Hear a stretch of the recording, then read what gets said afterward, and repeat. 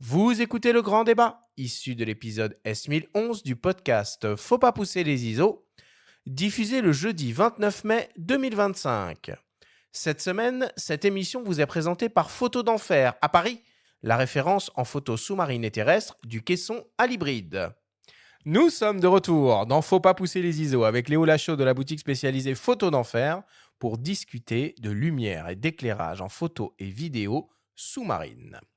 Alors, pour commencer, on va essayer de parler du comportement de la lumière sous l'eau qui est, on s'en doute, assez différent de ce que l'on peut connaître à la surface. Léo, est-ce que tu peux nous expliquer ce qui change finalement dans le comportement de la lumière sous l'eau?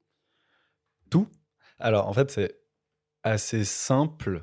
Hem, Disons que les premières couleurs que l'on va perdre sont le rouge, principalement, à cause du manque de lumière. Donc en fait, là où ça complexifie énormément la prise de vue sous l'eau, c'est que on va à la fois perdre de la luminosité. Bon, Ouais. sur terre, on pousserait les ISO justement, mais sous l'eau, c'est qu'on va perdre aussi de la couleur. Et beaucoup de couleurs. C'est-à-dire que, à partir, de 7 mètres, quelque chose de rouge deviendra gris, bleu et on n'aura que du bleu foncé sur du bleu clair et du bleu pâle. C'est, assez dur, et ça vient même embêter quelque part certaines fois les appareils photo, surtout ceux qui font la mise au point par effet de contraste parce que, bah, tout est lissé pour lui, On en n'a plus fait. de contraste, ouais. Il y en a de moins en moins maintenant, Ouais. hein. Mais c'est vrai que longtemps, tous les Lumix DFD là, Mmh. étaient uniquement à détection de contraste. Bah, c'était embêtant pour nous parce que, bah, l'appareil photo, il arrivait pas à distinguer le bleu clair du bleu foncé, en fait. Et donc c'est pour ça qu'on a besoin de lampes pilotes, et c'est vrai que l'éclairage est, une vraie nécessité, en tout cas, enfin on se balade avec un petit studio sous l'eau, mais c'est obligatoire parce que, si on veut ramener des images en couleur, il y a pas 36 solutions. Mais c'est ça, c'est un mix entre plein de phénomènes. Donc, il y a un phénomène naturel de diffusion, de perte d'intensité, comme tu le dis. Et la perte d'intensité est tellement forte que quand on fait de la photographie sous-marine et qu'on veut éclairer avec des sources d'éclairage, il faut tenir compte de la distance finalement. Et pas la distance du sujet, mais la distance de la lumière qui va aller jusqu'au sujet, qui va être réfléchie par le sujet pour revenir jusqu'à l'appareil photo. Il faut carrément prendre en compte ce paramètre là et ce phénomène d'absorption des couleurs touche le rouge en premier, mais plus on va descendre, plus ça va avoir un impact sur les autres couleurs du spectre. Pour vous donner un ordre de grandeur, parce que j'ai fait quelques recherches, j'y connaissais pas grand-chose, hein, je vais être honnête avec vous, j'ai fait quelques recherches. En gros, on va perdre l'orange entre 12 et 15 mètres, on va perdre le violet aux alentours des 20 mètres, on perd le jaune entre 25 et 30 mètres et on perd même le vert au-delà de 50 mètres et il ne restera plus que du bleu. Donc, il faut vraiment prendre en compte cet aspect comportemental de la lumière qui est radicalement différent sous l'eau de ce qu'on peut expérimenter, connaître et maîtriser et modeler en surface. Et tu parlais de distance, il faut préciser aussi que sous l'eau, en termes de vision, tout est altéré aussi parce que les objets apparaissent plus gros et plus proches qu'ils ne le sont en réalité aussi. C'est ça. Bah, en fait, avec nos masques, à cause de la réfraction de l'eau, on se prend un coefficient grossissant de 1,33. Mm. Ok. Donc tout ce que l'on voit est en fait 1,33 fois plus petit que ce que dont Plus oh, loin. oui, il y a la distance, mais il y a aussi le gabarit. Donc pour les proportions, ça peut être compliqué, surtout quand on photographie avec un dôme, parce qu'un dôme vient annuler cet effet-là. Donc c'est très particulier et on a, par rapport, à la complexité dont tu parlais, c'est, oui, tous les chiffres que tu as donnés sont des moyennes parce que, ça dépend aussi de la qualité de l'eau. Bah oui, bien sûr. Ouais. Heu, je Oui, suis moi déj j'avais en mémoire des cours théoriques, mmh. je me suis mis à le plonger récemment, où on perd le jaune plutôt à 10 mètres et le vert à 25 mètres par exemple. En Donc fait, on bon, Bon, ça doit être aléatoire, c'est comme des tu dis Léo, échelles, c'est... c'est ça ça. donne une idée, Moi, je quoi. dis en fait, la moyenne, c'est, tous les 5 mètres, on perd, Mm. une valeur, en tout cas, de rouge ou de enfin, surtout de rouge au début Mais par contre, si on va, désolé mes Bretons, mais si on va en Bretagne, dès Mhm. les premiers mètres, Il n'y a plus rien. voilà, parce que l'eau est très dense. Je Et confirme. en fait, ça dépend du taux de particules. Donc le taux de particules, bah, c'est l'eau. Dans l'eau, il y a pas que ce que l'on arrive à voir, mais il y a aussi du plancton, du phytoplancton, qui peut réagir en fonction du soleil qui serait plus ou moins présent. Ça peut faire que bah, si on plonge 4 fois dans la même journée, Il y a euh, 4 expériences totalement différentes, quoi. exactement. Ouais. Et il y avait des moyens qui nous étaient optiques à l'époque, donc avec les filtres rouges, où on faisait des filtres rouges, notamment pour les GoPro, etc. Sauf que, en fait, le problème, alors c'est simple à utiliser, mais c'est que c'est pour une profondeur donnée. Donc Mhm. nous, on essayait de faire généralement des filtres rouges qui allaient pour la zone des 20 mètres. Sauf que si on va à 10 mètres avec ce filtre rouge, on voit tout rouge. Ouais. Et si on Faut va à faut 25, être au bon endroit, quoi. c'est ça. Et c'est pour ça que ensuite maintenant on fait beaucoup la balance des blancs pour compenser ça. Je crois qu'on va en reparler un peu après, mais c'est plein de réglages qui sont très compliqués, honnêtement. Enfin, on comprend que la solution, c'est mettre de la lumière parce qu'on peut pas remettre de la couleur si facilement C'est après, ça. finalement. Mais alors quelle lumière? Enfin, c'est là toute la question. Et c'est la gamme produit est énorme. Alors attends, Mais parce ça, on que s'en rend pas compte. avant, Hein. Nous, les avant de parler terrains. des produits, on va quand même Mm. parler de la source de lumière la plus puissante qui existe au monde, qui a l'avantage d'être totalement gratuite et mise à Oui, disposition bénévolement par Mère Nature. C'est la lumière du soleil. Est-ce que en photographie sous-marine, on peut exploiter cette lumière du soleil? Et si oui, est-ce qu'il y a des moments ou des manières de faire pour optimiser du coup cette luminosité sous l'eau? bah, bien sûr. On a la chance de pouvoir s'en servir, d'avoir des jeux de lumière grâce au soleil, mais ça va rarement dépasser la zone des 20 mètres, ou alors Hmm. c'est que vraiment on est dans un pays tropical et le sable est blanc et il fait beau tout le temps. Mais en fait, c'est surtout le problème, on aura de la lumière, mais on n'aura pas de couleur. Donc on sera contraint de soit retravailler énormément nos images en post-production, soit d'avoir un filtre, mais il faut que le filtre ce soit le bon à la bonne profondeur donnée, ou alors de faire sa balance des blancs. Manuel, sous l'eau.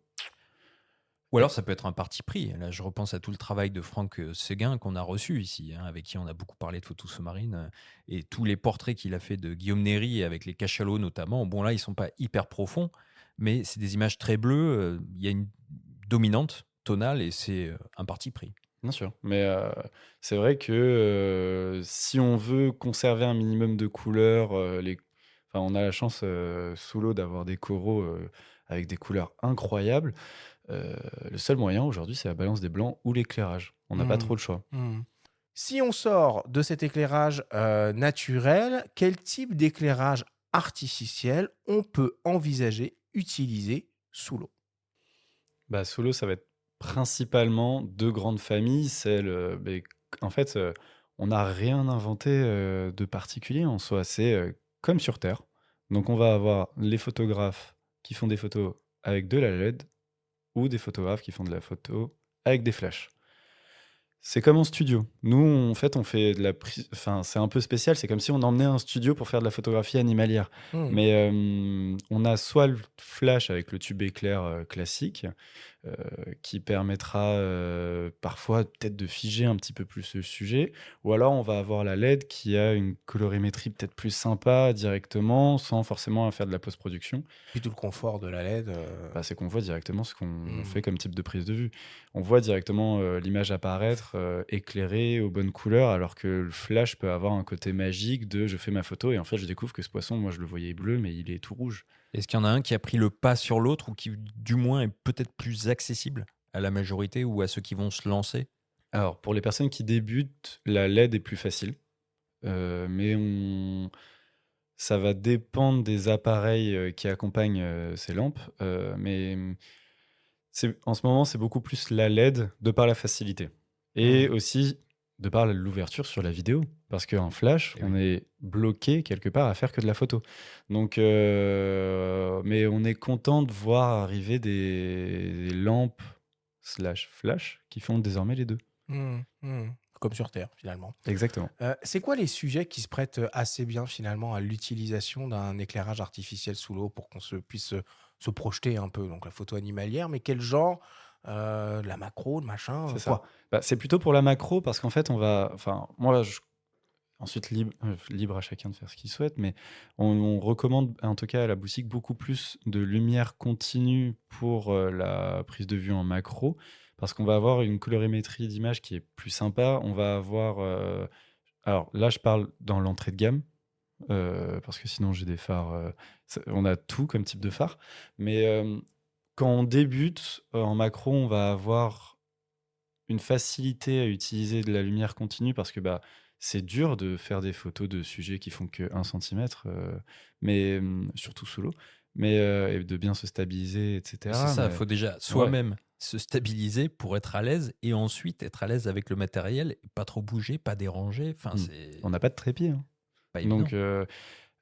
l'avantage, ça sera on va ressortir beaucoup plus de couleurs. On va faire donc, des photos de nudibranches, par exemple. C'est des petites limaces, heu et ce qui est génial, c'est que c'est un peu comme dans Pokémon. Dans chaque région du monde, il y en a des différentes et Il y en a en c'est Bretagne. il y en a partout dans le Toi qui Ouais, monde. mais en Bretagne, qui on voit rien. médisait Non, sur la mais Bretagne, et c'est faux, on voit, non, mais mais de près. de près, faut être proche et en macro. Mais, non, mais ce qui est génial avec ces nudibranches, c'est que, si on va en Égypte, on va en voir des, tout noirs avec des taches bleues, alors que, en Bretagne, ils seront blancs avec des taches rouges, quoi. Et j'ai des clients qui font réellement la collection, de ces photos de, nudibranches, et c'est vraiment un côté un peu comme Pokémon, quoi.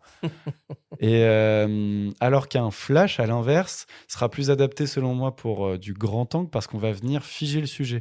Donc on va venir figer une action et limiter le flou de bouger. Donc par exemple, je prends en photo un requin qui vient, mettre un croc dans un poisson ou une scène de chasse ou que sais-je, mais du mouvement, une action, le flash permettra de figer le sujet en plein milieu de l'action. Bah, alors, on repense à, c'est le cas extrême, hein, mais Balesta, au milieu des 700 requins dans l'atoll de Fakarava en Mmh. Polynésie, au moment où les requins chassent le mérou, on voit tous ces crépitements de flash à chaque fois. Mmh. Bah, sinon, ils pourraient tout simplement pas faire de photos.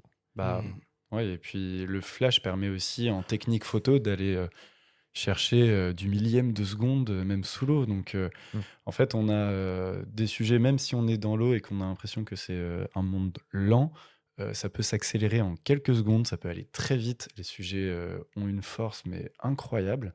Et c'est pas tant le monde, un monde calme que ça. Mmh. Ni Donc, un monde du silence d'ailleurs. ouais, Mais bon, ça c'est un autre sujet. c'est ça. Mais il faut figer le sujet. Donc, c'est pour ça que le flash, parfois, est plus adapté. Bon.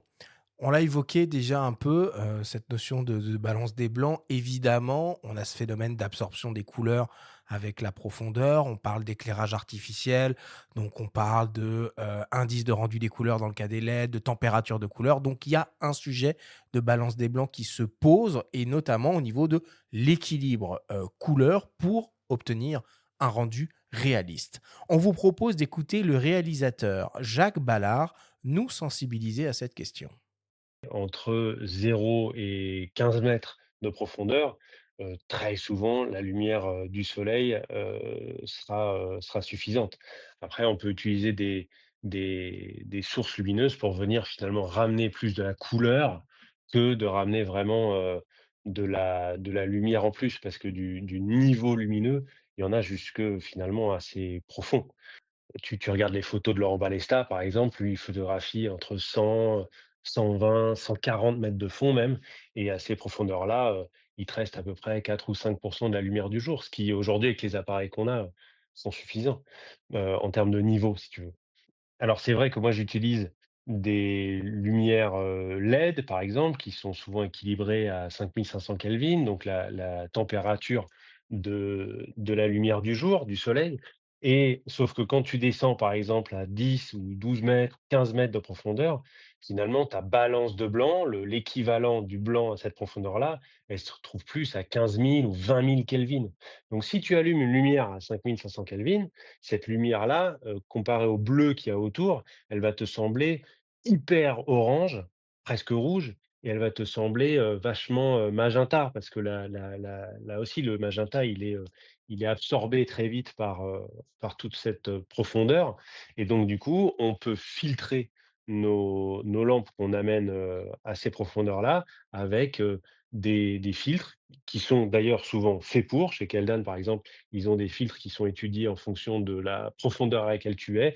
Il y a du, 5 mètres, 10 mètres, 15 mètres, 20 mètres, par exemple, et donc ce sont des filtres bleus avec une légère teinte, verte en plus, pour que cet écart entre le bleu, naturel et tes lampes ne soit pas aussi, prononcé. Quand, par exemple, l'équipe qui a fait, le long métrage Nemo chez Pixar, s'est retrouvée à penser au, à l'univers sous-marin, ils se sont posés ces questions-là. Parce qu'ils pouvaient absolument tout maîtriser, mais ils se rendaient compte que, des objets qui sont loin, du point de vue, loin de la caméra, virtuelle en gros, si cela avait trop de couleurs, on n'y croyait plus. On est habitué à voir des images sous-marines. Les gens sont habitués à voir des images sous-marines aujourd'hui. Donc, il faut nous doser ça, en conséquence aussi. Si sous l'eau, ton lointain apparaît trop coloré, déjà physiquement tu peux pas le faire, mais ça rend quelque chose d'assez, enfin de peu naturel, en tout cas. Mais en tout cas, on peut pas se battre contre ces lois de physique où l'eau agissant comme un filtre, elle va, couper ses couleurs. Donc sur les plans larges, c'est toujours une question qu'on doit se poser. Alors effectivement, il y a les filtres qu'on peut poser sur la lumière, mais il y a aussi le choix qu'on peut faire de, ne pas filtrer pour garder un maximum d'informations, de couleurs dans ton spectre lumineux qui est envoyé par le projecteur, et après, en post-production, donc sur des logiciels de traitement d'image, là, tu peux choisir de doser, tes zones d'image, comme tu le souhaites. Ça, c'est, par exemple, la technique que je fais beaucoup moi. Bon, c'est presque un débat philosophique. J'ai vu qu'il existait même des petites Color Monkey étanches pour pouvoir faire une balance des blancs personnalisée manuelle sous l'eau. Léo, du coup, c'est quoi qu'on cherche finalement en photographie sous-marine ou en vidéo sous-marine? Est-ce que c'est obtenir un rendu des couleurs réaliste, naturel, ou essayer de tendre vers une idéologie et une culture d'images sous-marines perçues ou fantasmées? T'as 2 heures. C'est ça. Non, bah, en fait, ça dépend vraiment de ce que l'on souhaite faire. Déjà, je pense que le principal, c'est le sujet. Et dans la plupart des cas, en fait, le fond se fait tout seul. Bah, comme l'expliquait Jacques, ça reste bleu, sauf avec certaines techniques, comme elles ont notamment les filtres, comme ça a été spécifié. Mais c'est c'est surtout le sujet et éviter de nous ramener des photos toutes bleues, de base. Ensuite, on a comment dire? On a des lampes ou des flashs qui nous permettent de créer, comme on peut avoir, sur Terre avec des systèmes de snoot, par exemple. Mais c'est vrai que, la question du fond, de l'image, heu, c'est rigolo parce que j'avais prévu de parler notamment de Nemo, parce que ça a été un vrai casse-tête pour ces équipes-là. Parce qu'il c'est vrai qu'on est habitué, commun des mortels non plongeurs, à ne pas forcément, voir des images, toutes colorées. On est habitué à ce bleu, abyssal, et il faut le garder, je pense, mais faut aussi que, on a, par exemple, une contrainte qui est, si je commence à faire une photo de, je sais pas, d'un gros sujet et que mes phares éclairent uniquement l'avant du sujet, je vais avoir le début du corps, par exemple, du requin qui sera coloré et l'autre moitié du corps du requin qui partira dans le bleu, en fait.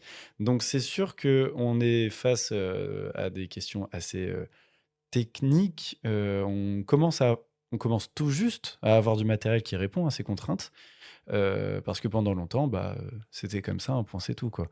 Donc Oui, ce souci du réalisme, il est vachement intéressant, notamment par rapport à un dessin animé qui en plus est vachement créatif, mmh, etc. Et c'est hyper intéressant de ne pas vouloir perturber le spectateur par rapport à nos référentiels colorimétriques, quoi, si on peut le dire comme ça. c'est ça. Et c'est exactement ça et nous, on a cette contrainte-là sous l'eau. On mais par exemple, on va avoir, des besoins, où, des chercheurs, par exemple, tout ce qui est CNRS et cetera, ont besoin de voir toutes les couleurs, de façon à pouvoir, distinguer telle ou telle espèce. Les biologistes, C'est ça, oui. que le sujet soit proche ou loin et Mais pour ça, ils ont des petites lampes, eux. Ils vont pas forcément faire une photo. Ils vont éclairer directement al et annoter, alors etc. là, c'est, quand ils font vraiment Ou du de relevé. ouais, moi, c'est plus, par exemple, ils vont faire de la cartographie, et là, faut que tout soit bien visible. Donc ils vont Ouais. vraiment faire une balance des blancs globale, parfois sans éclairage ou alors faut que l'éclairage soit un éclairage bleu, de façon à ce que ça se cale, que ta balance des blancs se cale sur, ton premier et ton deuxième plan à la fois. C'est ce que fait Keldan d'ailleurs. Mais, c'est vrai que, bah, nous, on a la chance d'avoir un fabricant de lampes, qui est Keldan. C'est, notre Rolex, en plus il est suisse, mais c'est notre Rolex, à nous.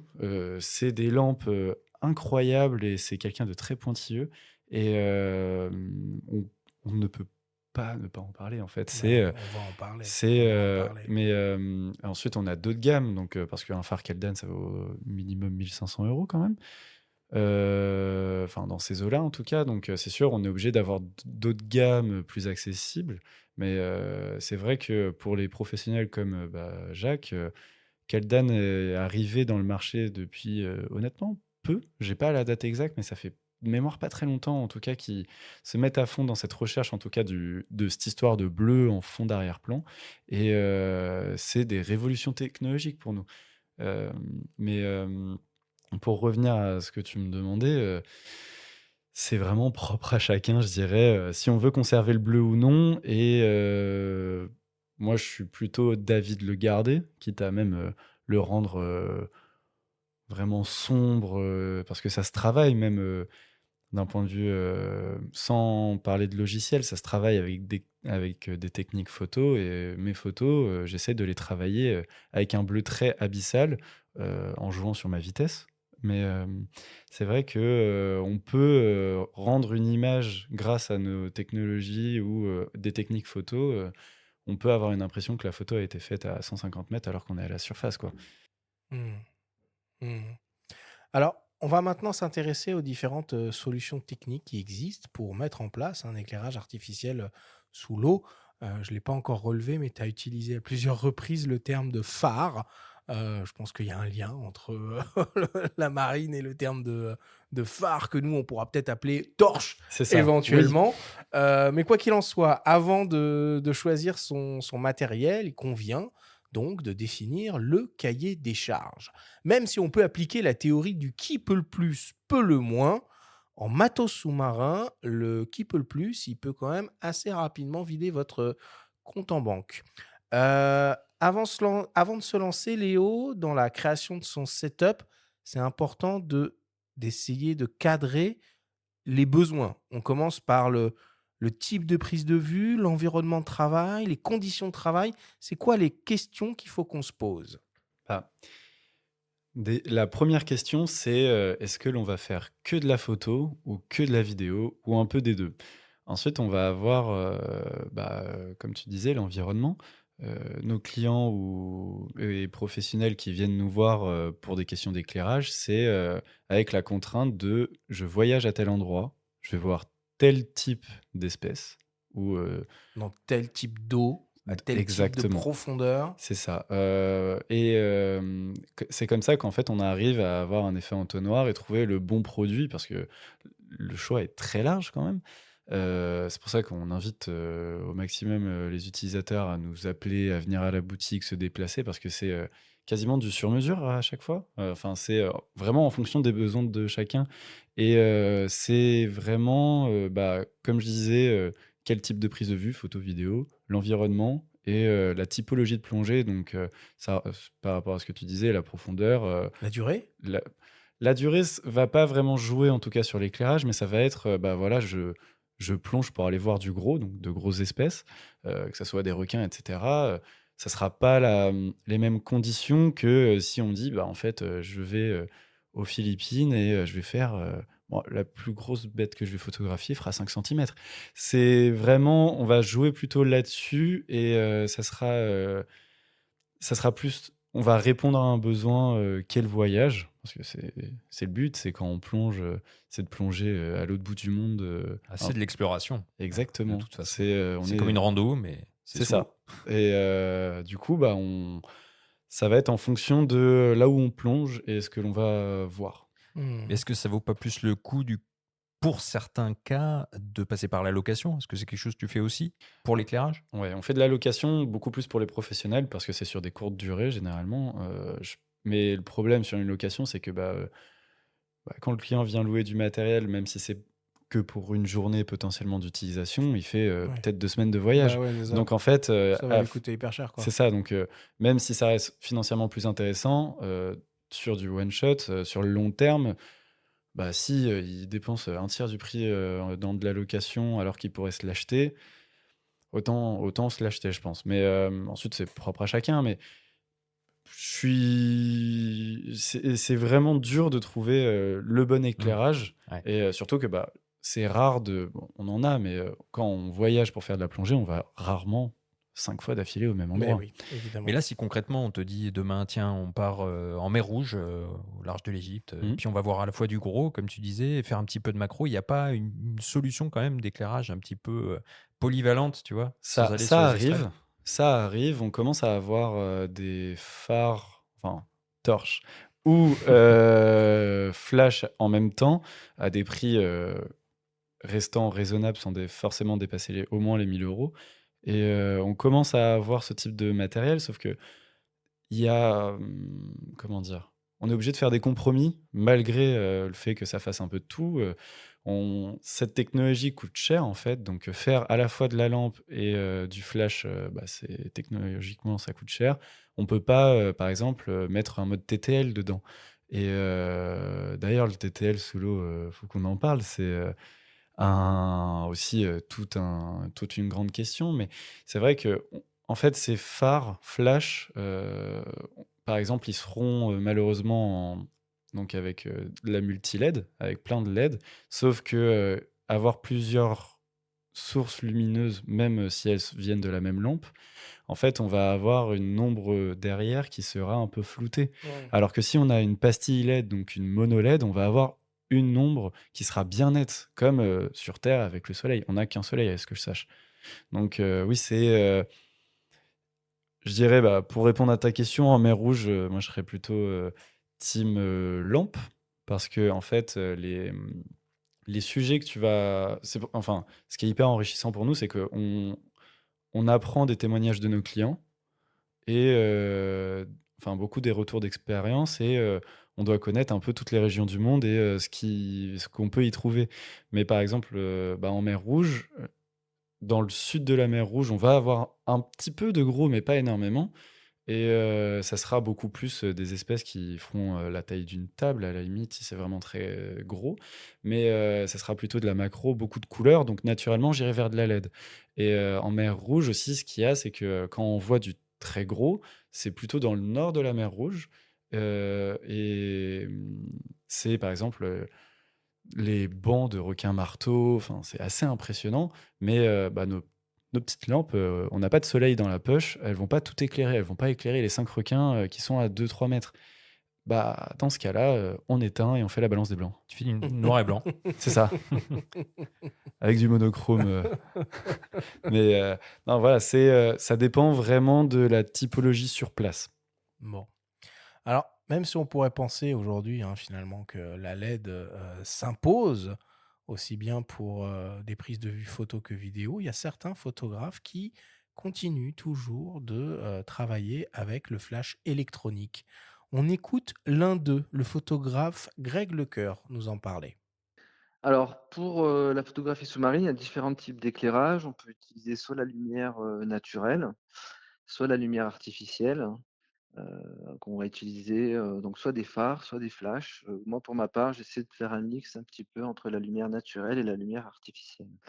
En photo, on va plutôt, vraiment, saisir l'instant, donc c'est vrai que moi je préfère, utiliser des flashs un petit peu à l'ancienne, mais il y a vraiment ces effets artistiques qu'on peut concevoir avec des flashs traditionnels plutôt que les phares à LED. J'aime beaucoup utiliser ces flashs, même si je les utilise souvent au minimum de leur puissance, euh, pour pouvoir créer justement ces images avec ce mixte, hein, je dirais, entre la lumière naturelle et artificielle pour vraiment reproduire la scène qu'on observe. Alors j'utilise deux sources lumineuses, hein, donc deux flashs sur des bras externes. Si on va en plongée de nuit, on va aussi utiliser une lampe pilote, hein, bien sûr, pour pouvoir faire la mise au point. Ensuite, en fonction des sujets, on va adapter la lumière. Heu, moi j'utilise des strobes, des flashs Ikelite, qui me permettent d'avoir différentes puissances. Donc en fonction des sujets, je vais utiliser ces flashs. Mais même quand je vais aller dans peu de profondeur aussi, on va utiliser les flashs, notamment pour des images en contre-plongée, où bien souvent les animaux, par exemple, le ventre des animaux sont à l'ombre, hein. Donc juste pour pouvoir déboucher, c'est important d'utiliser cette lumière et de bien la doser. Alors moi j'utilise, donc des cordons électriques, donc j'utilise tout en manuel, donc ils sont raccordés, par des câbles étanches, électriques à mon boîtier et ensuite, tout se fait de manière, tout se règle de manière naturelle. Après on peut utiliser, le TTL. Toutes les fonctions en fait heu, fonctionnent sous l'eau aussi, hein. Tout est adapté, à l'équipement, des flashs, traditionnels.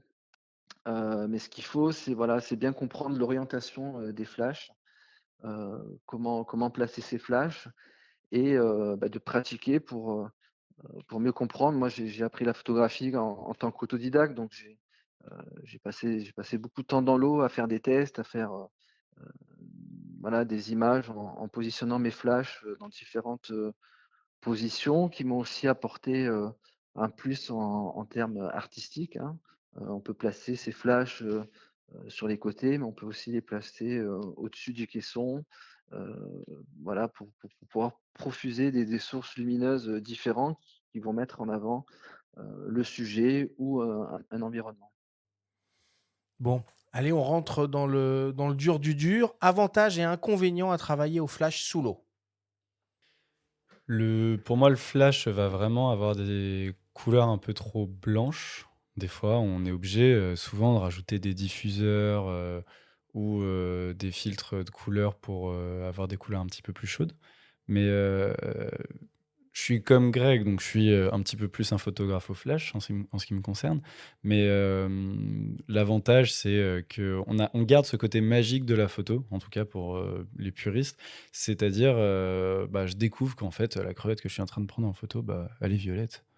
Et non, mais c'est hilarant, mais, c'est, il y a ce côté où, on est passé de l'argentique au numérique, enfin du numérique à l'hybride, on a de moins en moins, en fait, ce côté magie de la photo où on découvre l'image après l'avoir prise et sous l'eau, le flash permet de garder ça, en fait. Donc, si tu cumules ça avec un Fujifilm X Alpha, t'es au top. Ouais, exactement. Mais non, mais le flash, permet vraiment de bloquer le sujet dans un mouvement, et dans mon cas, ça me permet de travailler, dans des vitesses parfois plus élevées parce qu'on compense, en fait, le manque de lumière qui arrive, dans l'appareil. Est-ce que ça amène plus de puissance aussi que de la LED finalement? Oui, les images sont plus crues Ok. et c'est vraiment en fait, ça dépend du type d'image que l'on veut faire, mais je trouve que les photos vont être plus crues, avec plus de détails, et moins de flou de bouger ou enfin de c'est vraiment très net comme image et Quand on... Mais là, on vous entend, toi et Greg, vous êtes quand même à un certain niveau aussi pour oui, commencer à jouer avec le totalement. flash et tout ça. Parce que bon, quand on plonge, on a plein de choses à gérer. Est-ce que, à partir de quel moment on peut envisager de faire de la photo au flash comme vous le faites? Moi, je pense dès le début, surtout lorsqu'on alors des fois, on peut ne pas en avoir, mais dans la plupart des cas, on peut, faire des photos en STT enfin en TTL. Mais, je pense que dès le début, on peut. Par contre, c'est un parti pris parce que, en fait, ça dépend de la mentalité qu'on va avoir en allant dans l'eau. Nous, beaucoup des clients que l'on équipe sont des plongeurs de base. Ils ne savent pas Avant d'être photographe. avant d'être photographe. Et ils découvrent la photo sous l'eau. Donc, on est vraiment sur quelque chose de Oui, c'est compliqué. double challenge, là. C'est le double challenge. Et pour eux, vu que c'est un plaisir et ils veulent quelque chose de simple, notamment avec la prévisualisation en fait, de l'image qui va apparaître directement sur l'écran lorsqu'on a une LED. Alors que le flash, si on est photographe déjà un petit peu sur Terre, on peut plus facilement s'en servir sous l'eau. Mais en tout cas, en termes de... Là où je trouve que même des débutants peuvent faire des photos flash maintenant, c'est qu'on a des modes qui sont automatisés. À l'époque de nos parents, ils devaient calculer la distance et vraiment, le flash, ils voyaient s'ils avaient bien exposé le flash, après, au labo. Hmm. Donc voilà, on a vraiment beaucoup évolué et on peut se permettre aujourd'hui de faire des photos au flash même lorsqu'on débute. Ok. Quand on regarde sur ton site internet, il y a 2 modèles qui sont référencés. C'est de la marque Ikelite. Euh, le marché est tout petit ou tout n'est pas encore en ligne.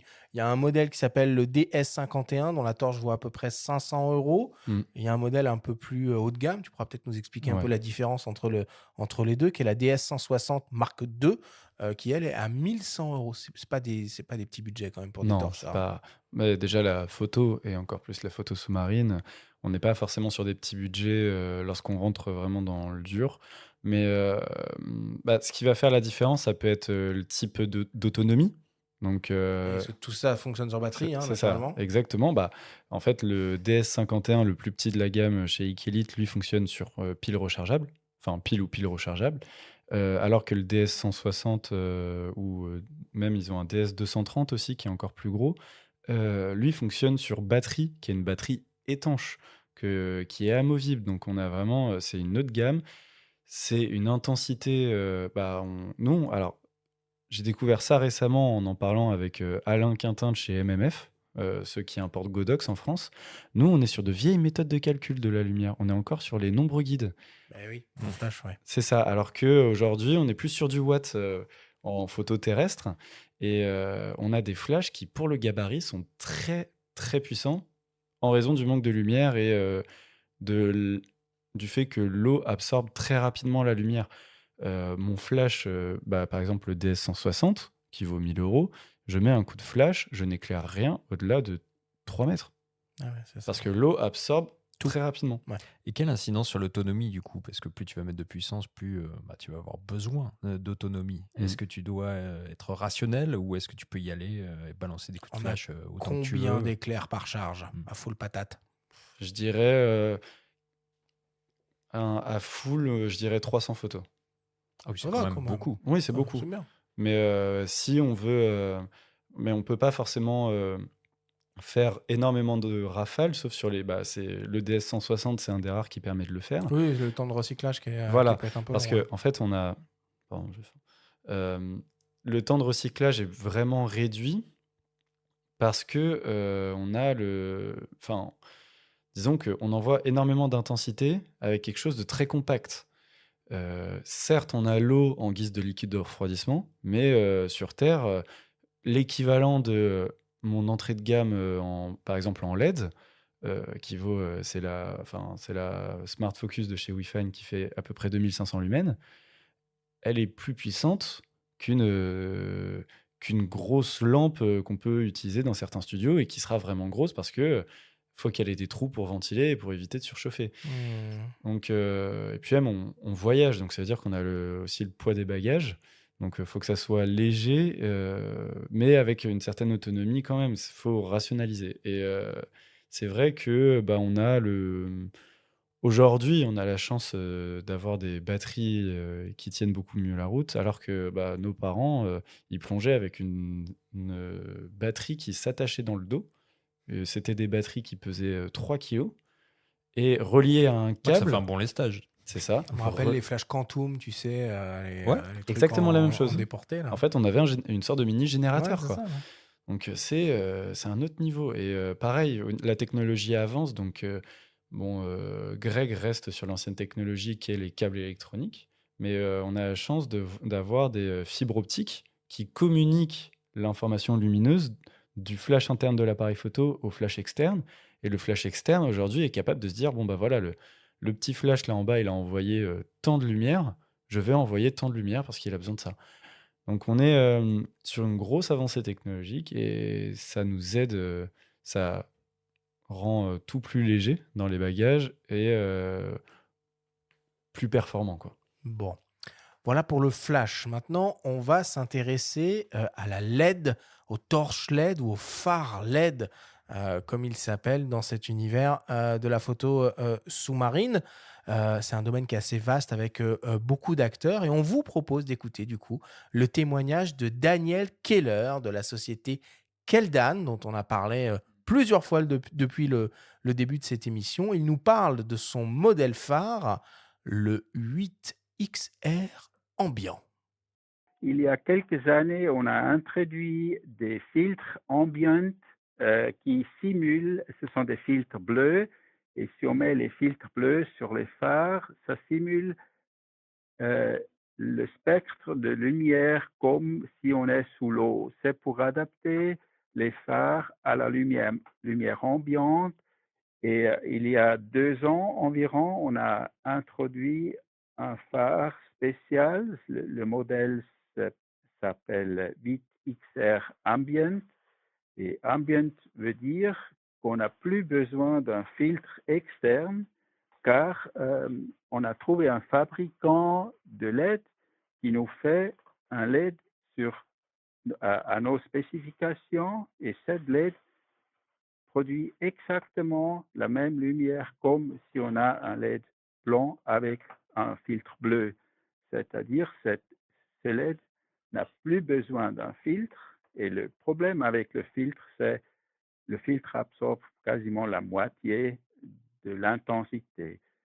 Car on n'a plus besoin du filtre, ce phare 8XR Ambient est 2 fois plus puissant en luminosité qu'un phare blanc avec le filtre bleu. On a fait beaucoup d'essais avec la géométrie du tête pour permettre un refroidissement optimisé. À l'époque, on n'avait pas quelque chose de spécial, c'était juste une tête en alu, mais plus tard, car on a pu augmenter la puissance avec des meilleures batteries et tout ça, il fallait regarder un peu plus en détail comment on peut refroidir la tête. Et c'est un design optimisé pour que ça refroidisse le mieux que possible sous l'eau. Dans l'eau, on a heureusement l'eau comme médium qui absorbe, qui enlève bien la chaleur. Voilà, tous nos phares sont maintenant capables de recevoir des commandes qui sont émises par notre télécommande. On a deux types de télécommandes. Une, c'est pour un long portée jusqu'à 5 mètres et une deuxième un peu plus petit, moins cher, pour une portée jusqu'à 3-5 mètres. Et c'est une télécommande à ultrasons, car ultrasons, c'est le seul moyen qui passe bien par l'eau. Et c'est aussi ce qu'on utilise pour la technologie militaire, sous-marin et ça. Car on peut mettre les phares à une longue distance, à l'intérieur, dans une épave. Et on peut en fait faire un éclairage dynamique. Pendant qu'on filme, on peut allumer ou arrêter ou changer la luminosité. Je suis vraiment content d'entendre Daniel. C'est nous, c'est notre star mondiale de l'éclairage et C'est votre Steve Jobs de la lumière sous l'eau. exactement. Il est arrivé, il a révolutionné. Oscar Barnack plutôt. Ouais, exactement. Et c'est des produits, on en discutait juste avant, qui sont un peu pour nous l'équivalent, même pour les clients qui viennent à la boutique, d'un produit Leica qui vont voir en vitrine et se dire un jour je m'achèterai un phare Keldan. Et en plus, il faut savoir que ces phares sont roses. C'est un vrai parti pris. Je ne sais pas pourquoi ils sont roses, mais je lui demanderai à l'occasion. Et ils sont très reconnaissables. Et pour l'anecdote, là où pour moi c'est un fou de la technologie, j'ai eu la chance d'aller plonger à l'étranger avec Daniel. Et on était donc aux îles Caïmans, de très très belles plongées. On plonge et donc on est tous sur une très belle épave et on voit Daniel juste dans le sable à faire des choses avec ses lampes. On comprend pas, donc nous on profite de notre plongée et on le laisse un peu jouer dans le sable, quoi. Et en ressortant de l'eau, direct, je vais le voir en lui disant: «Mais Daniel, qu'est-ce que tu as vu comme espèce dans l'eau? Parce que ça t'a pris toute la plongée». Il m'a dit: «Non, j'étais avec mon appareil qui permet de contrôler mes lampes et j'essayais mes lampes». Hum. Je lui dis: «Mais Daniel, t'es aux îles Caïmans et t'as pas profité de la plongée, quoi?» Il me dit: «Je suis amoureux de mes lampes». Et c'est vraiment et c'est, Là, ça s'entend, hein, ça dans son s'entend témoignage. et On est exactement. dans son antre avec lui, là. Ah, et ses phares étaient jusqu'à peu, ses phares étaient tellement peu imitables, il s'embêtait même pas à faire des numéros de série, hein. Enfin, c'est, impressionnant et il a toujours des idées folles et par exemple, quand il en parlait, il a introduit, ces systèmes de filtres bleus pour vraiment, que tout le monde comprenne. En fait, ces filtres bleus, avant cela, c'est ce qu'expliquait Jacques Ballard, c'est quand on éclairait un premier plan, donc notre premier plan était parfaitement éclairé et aux bonnes couleurs souhaitées. Par contre, le fond était forcément bleuté. Donc, le filtre bleu ou en tout cas éclairé en bleu permet de venir avoir un premier et un deuxième blanc permet d'avoir un premier et un deuxième plan qui auront la même couleur, c'est-à-dire bleu, pour ensuite aller étalonner en post-production pour que tout ait la même couleur. Mmh. Et c'est une idée qui peut paraître simple sur le papier, mais elle est arrivée en 2018, ça, je crois. OK. Donc, c'est génial, sauf que, on fonctionnait avec ces filtres-là et ensuite on est arrivé au bout en se disant: «Mais c'est vrai que ces filtres, ils mangent énormément d'intensité». Enfin, on divise par 2 et ensuite on va, avoir, là, ces nouvelles lampes qui sont arrivées depuis peu, c'est, des phares qui éclairent directement en bleu, qui permettent de recalibrer directement. C'est très niche, je suis d'accord, mais c'est génial et c'est fou de technologie. C'est passionnant. Et ce qui est fou, depuis qu'on parle tout à l'heure de ce domaine quand même très spécifique, c'est qu'on remarque à quel point sur Terre, on a l'impression que la photo a atteint une forme de maturité aujourd'hui avec des produits hyper aboutis, etc. Alors que dans ce domaine-là très spécifique de l'éclairage, on a l'impression que tout est un peu encore à découvrir, à explorer. Enfin, c'est totalement fascinant en fait. Mmh. Alors, bon, évidemment, c'est ultra haut de gamme, hein, le matériel Keldan. Encore heureux, il y a quand même des alternatives qui existent. Quand on parle d'un phare LED pour de la photo ou de la vidéo sous-marine, on parle de puissance, on parle de température de couleur, on parle d'indice de rendu des couleurs, on parle de forme, de taille de faisceau, d'autonomie de batterie, de profondeur.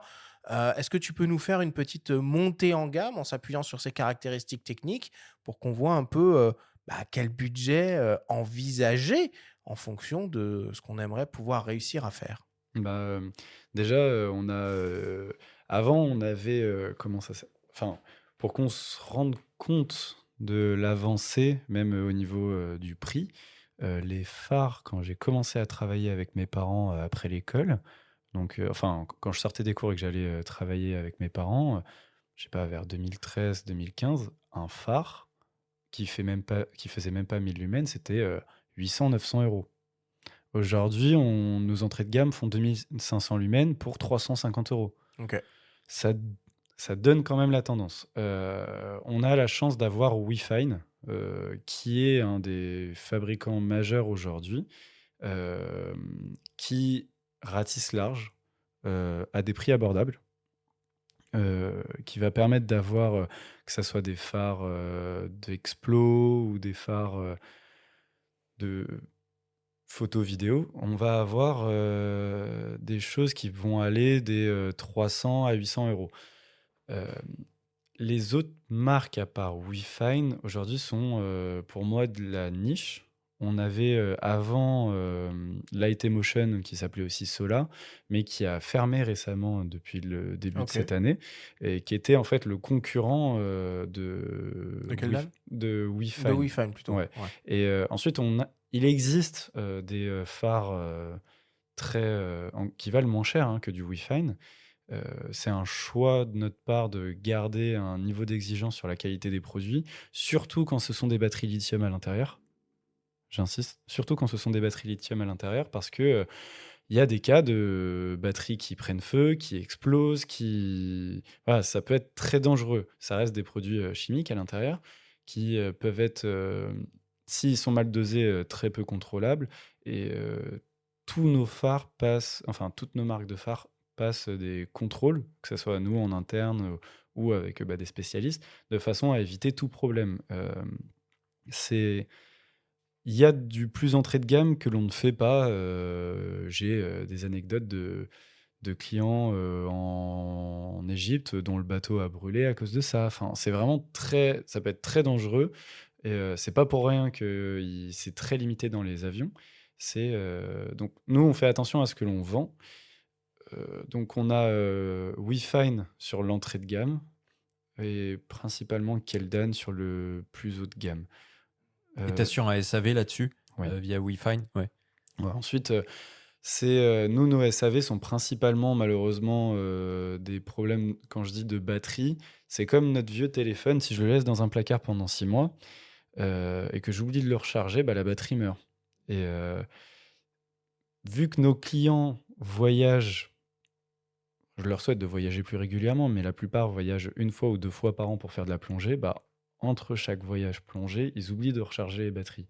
Et c'est, un élément où nous, on essaye vraiment de communiquer, c'est d'avoir une alerte sur son téléphone, comme pour les batteries d'appareils photo, hein, je précise, Ou de drone?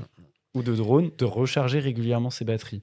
Ça permettra de les garder, saines, d'éviter les problèmes, comme j'ai pu citer avant, d'explosion et cetera. Mais, surtout, au moins, la batterie, bah, gardera 100 de ses capacités et ne mourra pas et on se retrouvera pas aux Maldives avec, à se rendre compte qu'en fait, nos batteries, elles ne fonctionnent pas. Hmm, ok. Alors, une fois qu'on a choisi son système d'éclairage, il y a la question de la position de ces sources de lumière. En photo comme en vidéo, si on plonge à plusieurs, on peut donc travailler en équipe, mais dans certains cas, il faut travailler avec un setup tout en un. On écoute de nouveau le réalisateur Jacques Ballard nous alerter sur le phénomène de backscattering. C'est vrai que, moi j'ai l'habitude de pouvoir utiliser, tout le matériel que je veux, les équipes que je veux sur les grosses productions que je peux faire. Donc, souvent ces lumières sont complètement, déportées et sont parfois, portées. C'est des très, très grandes lumières qui sont portées par d'autres plongeurs ou carrément des machines, et cetera. Mais quand on est tout seul, effectivement, il faut, donc accrocher ces lampes sur sur notre appareil. Donc souvent, on a des bras qui sont plus ou moins lourds. Il faut évidemment équilibrer tout ça pour que dans l'eau, tout ce qu'on a en main soit, comme on dit, bien équilibré. Donc on utilise des systèmes de bouée ou alors des bras qui ont un volume fixe, qui sont comme des flotteurs pour compenser ce poids, etc. Et quand on a bien fait notre petite préparation, notre caisson, même avec plein d'accessoires et de lampes, etc., est en apesanteur. Il pèse presque plus rien sous l'eau. Mais si et puis ouais, et puis on doit utiliser, ces bras pour déporter, les lumières pour qu'elles ne soient pas pile dans l'axe de l'objectif. Parce que si on éclaire de face, heu, on a un phénomène qu'on appelle en anglais le backscattering, qui est où en gros on va éclairer les particules d'eau qui sont toujours présentes, même dans de l'eau très claire. On va les éclairer très fort, comme si on tournait dans de la brume, et l'eau deviendrait laiteuse. Ça fait un espèce de flair laiteux. Et le fait de déporter les lampes et d'éclairer un peu plus par-dessus, par exemple, et un peu sur les côtés, ça permet à la fois d'avoir une lumière un peu plus naturelle et de pas venir éclairer très fort les particules qui sont proches de l'objectif. Mais il faut surtout, voilà, Il faut, s'il y a plusieurs plongeurs, en général, on plonge jamais seul. Moi, je suggère fortement de donner là ou les lampes à d'autres plongeurs et d'essayer des choses. Venir éclairer en contre-jour, c'est super. Éclairer bien en top light, c'est super. Voilà. Mais si on est tout seul, il vaut mieux une source un peu grande ou deux sources, une de chaque côté, pour pouvoir faire une lumière. Finalement assez, si on cherche un rendu naturel en tout cas, une lumière assez douce et uniforme qui vient légèrement du dessus. Bon, alors on le comprend finalement, dès qu'on parle d'éclairage sous-marin, dans la majorité des cas, il faut que ça soit un éclairage qui est déporté. Il y a donc une notion de rig quasiment qui se met en place avec sa caméra, son caisson, et puis tout un tas de bidouilles et d'accessoires qui permettent de déporter, équilibrer, fixer, positionner, orienter euh, des sources de lumière dans le cadre de cette émission, mais aussi pourquoi pas d'autres types d'accessoires. Donc on n'est pas arrivé au bout de l'histoire en fait quand on a acheté ces deux phares. Il faut aussi concevoir son setup de rig. C'est ça. Parce que, comme l'expliquait Jacques, sous l'eau, on a énormément de particules. En fait, la photo sous-marine, c'est assez proche de la prise de vue, soit sous la neige, soit sous la neige et dans le brouillard. Ça veut dire que je dois Par rapport à l'exposition, tu veux dire? Alors non, par rapport aux particules qu'on va avoir devant nous. Ah, Donc d'accord. en fait, Ok. si je mets un coup de flash ou un coup d'éclairage de face sous la neige, je ne vais voir que les flocons, je ne vais pas voir l'immeuble qui se cache derrière les flocons. C'est exactement la même chose sous l'eau, donc avec ce phénomène de particules en français, c'est que si j'éclaire mal mon flash ou ma lampe, je vais éclairer ces particules et je vais avoir plein de petits points blancs sur mon image qui s'apparentent à des petites poussières. Euh, donc la règle est que l'on doit incliner vers l'intérieur de l'image au moins à 45 degrés.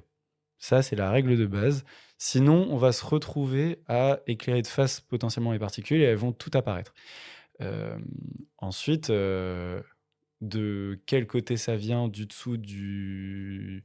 Enfin, si la lumière vient du bas ou du haut, comme l'expliquait Jacques ou même Greg, ça, c'est à la sauce du photographe et c'est plus de l'ordre de la création artistique. Moi, d'un point de vue plus technique, il faut que ce soit incliné à 45 degrés vers l'intérieur. Donc il faut des bras. Donc, il faut des bras. Et alors, dans les bras, comment vous dire qu'à l'inventaire, on a au moins, je C'est dirais... pas le petit bras magique Manfrotto qui a une version waterproof. Non, on a différentes longueurs, différents types de bras, soit des bras un peu articulables très facilement tout en plastique, mais qui durent moins longtemps, donc ça s'appelle le Lockline. Ce sont des bras pas chers, mais C'est le GorillaPod de c'est sous-marin. ça, c'est exactement ça. C'est comme un GorillaPod. Ça a un peu la même forme, alors que ce qui dure le plus longtemps et ce qui vaut le plus cher, mais c'est plus dur à utiliser, c'est des bras qui ressemblent un peu à ce que l'on a là pour tenir les micros. C'est-à-dire, en fait, comme nos bras à nous, c'est des bras, des tiges dures avec des articulations et du coup des systèmes de pinces qui vont permettre d'articuler. On a, nous, par exemple, notre bras qui va jusqu'à ma main, je vais avoir 3 articulations de façon à aller chercher des choses loin ou à aller chercher quelque chose de proche de nous. Donc je vais avoir mon épaule, mon coude et mon poignet. Sous l'eau, c'est pareil, généralement, on conseille d'avoir 3 points d'articulation permettant de modeler, mettre le bras au-dessus, en dessous ou à droite, mais enfin, si notre bras est à droite, ça va être difficile de le passer à gauche parce qu'il y a l'appareil photo, mais ça permet d'aller chercher un positionnement à 45 degrés, donc en macro assez proche, comme des petits bras de T-Rex, ou assez loin si je suis en grand angle. Et c'est très technique parce qu'on a aussi des bras qui peuvent avoir des flotteurs, parce que tout ce matériel... Il faut équilibrer. faut équilibrer, parce qu'en fait, sous l'eau, Ça coule. ça coule et ça peut être très lourd. C'est du matériel que l'on porte à bout de bras sans avoir réellement de... Enfin, nous, on n'a pas de courroie de tour de cou comme on peut avoir sur Terre. On a des systèmes qui font que c'est sécurisé, mais on le tient à bout de bras, le matériel. Et quand ça pèse 13 kilos, faut le porter. Et donc, tu dois en tenir compte pour ton propre lestage aussi. Exactement, parce que sous l'eau, en fait, on flotte. Donc on est obligé de se lester. Donc on met des ceintures de plomb de différents poids en fonction de notre corpulence, notre poids et la salinité de l'eau, de façon à ce qu'on on puisse descendre facilement, quoi. Surtout que le néoprène flotte énormément. Donc si je suis dans un endroit où il fait froid, je vais avoir une combinaison épaisse qui va faire que je vais encore plus flotter. Je vais même pas réussir à mettre la tête sous l'eau avec une combinaison très épaisse. Donc, on est obligé de lester sous l'eau, sauf que, quand on est surlesté, le danger, c'est que, au bout d'une heure de plongée, parce que c'est quand même assez physique, on a du mal à palmer pour remonter. Donc on est obligé de même pour la sécurité, d'avoir quelque chose de pas trop lourd. Donc on a des systèmes, de, flotteurs. On a des bras, en fait, qui sont des sortes, je dirais, de bidons, en fait, qui permettent de relever la flottabilité du matériel. Ou alors, on a des mousses incompressibles. C'est la solution qui coûte le moins cher. Et ces mousses, en fait, relèvent, 4 petites mousses relèvent 700 grammes sous l'eau, ce qui est énorme. Ça relève tout un ensemble, par exemple en TG7, euh, avec une petite lampe. Donc, et le problème, c'est après que l'on ait tout bien fait dans sa piscine, par exemple, pour calculer en fait le poids, si je vais en mer Rouge, parce qu'on y revient toujours à la Ouais, mer ça change Rouge, tout, ouais. en fait, ça change tout parce que la mer Rouge est par exemple très très salée, et du coup, tout va trop flotter. Et en fait, c'est des notions de calcul où il faut que ce soit modulable. Parce que si je vais faire donc mon bras, faut qu'il soit modulable parce que si je vais faire de la macro, faut que mon bras soit assez court. Si je veux faire du grand angle, faut qu'il soit assez long. Et en plus de ça, en fonction de là où je vais plonger, faut qu'il flotte plus ou moins. Ouais. Donc oui, Et quand tu le gères, ton bras sous, est-ce qu'il est rattaché à un cordon à ta stab ou comment ça fonctionne? Tu as tout le temps un bout de bras? Ouais, on l'a tout le temps à bout de bras, mais il est sécurisé en fait à la stab de façon Ah à oui. ce que si tu le lâches, tu puisses qu'il soit tenu, mais que tu puisses aussi facilement, via un système tout simple de mousqueton, te dégager du caisson s'il y a un souci, parce que ça reste de la sécurité. Et nous, on recommande fortement, en tout cas, d'avoir le matériel sécurisé au gilet, parce que sous l'eau, il faut avoir les mains libres. Que ça soit pour notre sécurité ou pour aller faire un exercice de sécurité à quelqu'un. Donc, si par exemple, Arthur, pour X ou Y raison, tu n'arrives plus à mettre ton détendeur dans la bouche, il faut que je sois en capacité de te remettre le détendeur dans la bouche sans que tu te prennes mon Donc, faut caisson. pouvoir lâcher le bazar, quoi. Voilà, sans que tu te prennes le caisson qui est rattaché à mon poignet. Donc, il faut Bon. que ce soit principalement au gilet. Ok. Combien faut compter, Léo, pour un setup d'éclairage, on va dire phare LED, avec 2 phares, le système de déport et voilà, combien faut compter pour s'équiper, quoi? Quel budget? Le minimum, donc avec nos entrées de gamme, on serait avec 2 phares, on serait au moins, je dirais, aux alentours des 600 €. Avec enfin, plus que 600 €, pardon. On serait aux alentours, je pense, des 800 € avec les systèmes de bras de déport pour 2 éclairages. En sachant qu'on n'est pas obligé forcément de commencer directement avec 2 éclairages parce que c'est 2 fois plus de soucis à gérer, potentiellement. Déjà, avoir un éclairage, ça va passer la photo du tout au rien. Et l'intérêt d'avoir un deuxième éclairage, ça sera surtout de combler les ombres et de récupérer les couleurs, comme on disait tout à l'heure, parce que si je viens t'éclairer, Arthur, par la droite, oui, l'autre côté du visage sera dans l'ombre, mais il sera en plus dans ce que nous on appelle dans le bleu. Ça veut dire que tu vas avoir la moitié du visage qui sera bien éclairée et l'autre moitié qui sera toute bleue. Donc c'est pour ça qu'on est obligé d'avoir, en tout cas qu'on recommande d'avoir un deuxième éclairage. Mais ça sera jamais pour les mettre à même intensité, ça sera pour créer du relief dans l'image. On est obligé en fait d'avoir une source lumineuse plus puissante que l'autre. Ok. Donc à moins de 1 000 €, on s'équipe. Oui, je pense. Mais même, je pense pour commencer, 400 € avec un phare. Ok, parfait, parfait, parfait. Pour terminer, parce qu'on a déjà dit beaucoup de choses finalement au cours de cette émission, on va parler un peu de bonnes pratiques, de bon sens et finalement de l'impact que peuvent avoir les plongeurs photographes qui usent d'éclairage artificiel dans l'environnement naturel. On écoute le photographe Joe Bunny nous sensibiliser au sujet. Je dis souvent que avant de faire de la photo sous-marine, il faut qu'on puisse plonger comme lorsqu'on marche dans la rue. C'est-à-dire qu'on va on contrôle sa flottabilité, qu'on utilise le poumon ballast pour gonfler ses poumons et donc monter un tout petit peu pour cadrer ou sortir quelques bulles pour descendre. Et surtout, ne pas toucher à quoi que ce soit, ni avec les palmes, ni avec les mains. Ça, c'est quelque chose qui est très important pour protéger l'écosystème. Avant de parler déjà de ce que l'influence de l'éclairage sur la faune et la flore. Après, ce qu'il faut savoir, c'est que certains animaux ne supportent pas les flashs. D'accord. Donc, là, j'étais récemment à Malapascua pour faire le requin-renard. Là-bas, c'est aucun éclairage. Voilà, aucun éclairage. Il faut savoir que les requins agissent pas à l'éclairage lui-même. C'est le bruit qu'on entend va très, très faiblement de la recharge du flash qui les énerve. D'accord.